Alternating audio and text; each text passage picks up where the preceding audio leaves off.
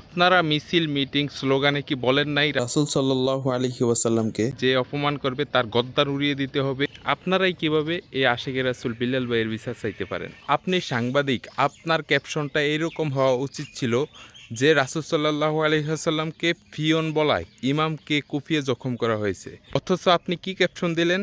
বয়ান পছন্দ না হওয়ায় ইমামকে কুপিয়ে জখম করা হয়েছে। আসলে কি ঘটনা এটা?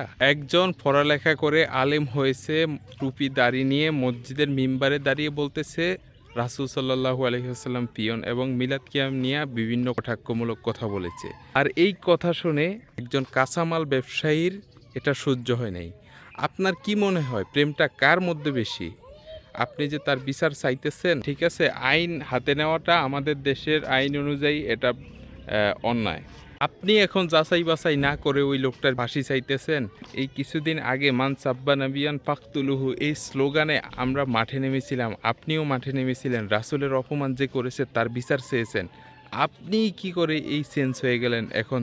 যে রাসূল সাল্লাল্লাহু আলাইহি ওয়াসাল্লামকে যেই ইমাম কটাক্ষ করেছে তাকে আক্রমণ করা, আপনি যে আক্রমণ করেছে তার ফাঁসি চাইতেছেন। কেমন বিষয়টা কেমন হলো?